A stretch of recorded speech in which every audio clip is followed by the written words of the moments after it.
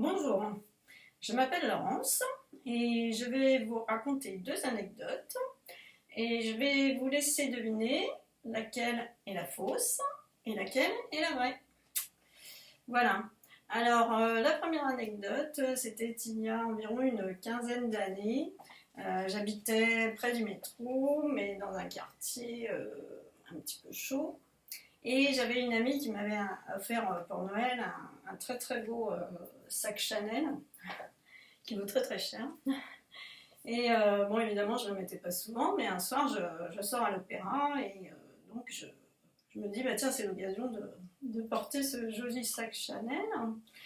Et je rentre par le métro le soir relativement tard, enfin vers minuit par là. Et en rentrant chez moi, j'habitais au rez-de-chaussée. Derrière moi, je sens comme des présences. Et je me retourne, j'étais juste à la porte d'entrée pour rentrer dans l'immeuble. Je me retourne et je vois trois jeunes avec des cagoules, tout ça, enfin, je veux dire les capuches, quoi. Et bah, j'ai pas le temps de faire quoi que ce soit. Je me prends un jet de bombe lacrymo. Et bon, j'ai la chance de savoir que quand on se prend de la lacrymo dans la figure, il faut surtout pas mettre les mains dans les yeux. Donc je ne mets pas les mains dans les yeux. Donc je ne tombe pas, ce qui surprend mes agresseurs. Et là, je me mets à hurler au secours, au vol, au viol, allons-y carrément.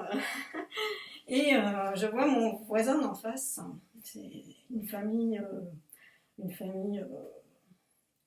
euh, sympa, enfin avec qui j'avais pas beaucoup de rapport, et qui sort de chez lui avec une machette longue comme ça, aiguisée. Enfin, le truc de fou. Et il sort comme un fou de chez lui, avec la machette à la main, comme ça, qui fait tournoyer. Et là je vois les jeunes qui décampent comme des fous, avec mon sac. Et tout d'un coup, il se met à hurler encore plus fort que moi. Et il y a tous les voisins qui se mettent à sortir, à monter sur les toits des HLM. C'était des HLM, mais des petits HLM pas très hauts. Tout le monde qui monte sur les toits, qui leur lance des canettes, ils s'enfuient, on leur lance des canettes. Le gars, mon voisin d'en face, qui hurle avec sa machette, qui les poursuit. Et puis pendant ce temps-là, il y a la femme du gars qui me dit mais je vous en prie, entrez, on va prendre le thé. Donc bon, bah, moi j'étais un peu paniquée, la lacrymo, le flip, tout ça, encore en train de hurler plus ou moins. Je rentre, moi j'ose pas dire non, elle m'assoit, me fait boire un thé. Et puis 5 minutes plus tard, il y a son mari qui est revenu avec d'un côté la machette et puis de l'autre le sac à main. Et puis tous les voisins sont rentrés chez eux. Et c'était une soirée très animée. Très, voilà. On a déménagé peu de temps plus tard, hein, parce que c'était quand même assez mouvementé dans le coin. Et la seconde anecdote, ça se passe plus tard.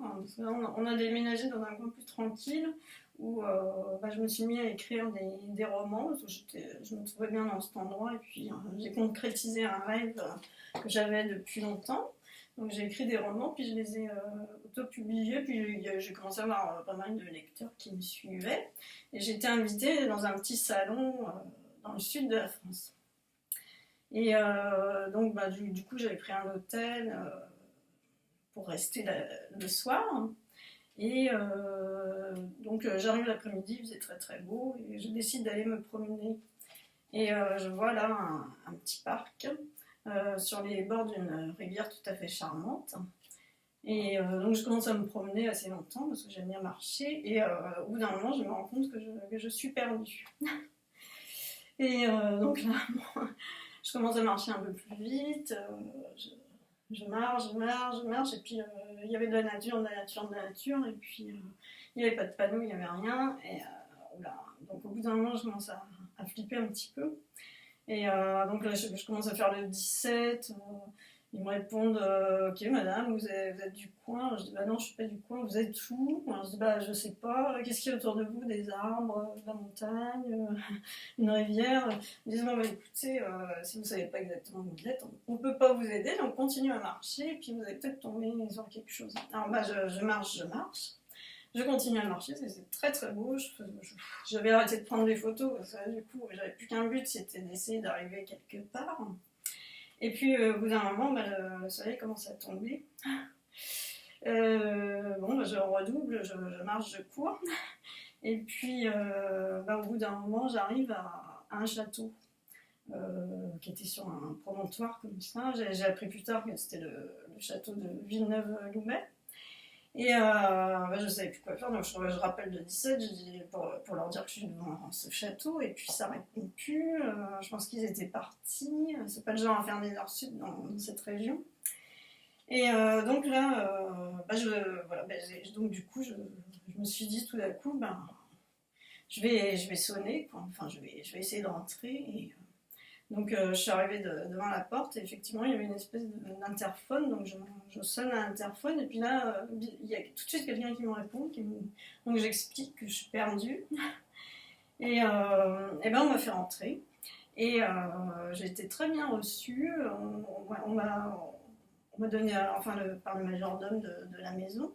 Et donc il commence à m'installer une petite table dans un petit salon qui n'était pas vraiment une grande salle à manger, mais qui était une petite salle à côté de la cuisine. Et puis il y a le maître des lieux qui est venu me saluer, qui me demande alors vous êtes du coin, tout ça. Donc je raconte ma petite histoire. Et puis il me dit vous savez que j'adore la littérature, donc demain je viendrai peut-être vous voir. Demain matin vous partez quand vous voulez. Et puis je viendrai peut-être vous voir. Je dis faut que je parte assez tôt parce que j'aille récupérer mes affaires que j'ai posées à l'hôtel. Et voilà. Donc je suis partie tôt le lendemain matin, je vais rechercher ma valise avec mes bouquins, je me suis installée.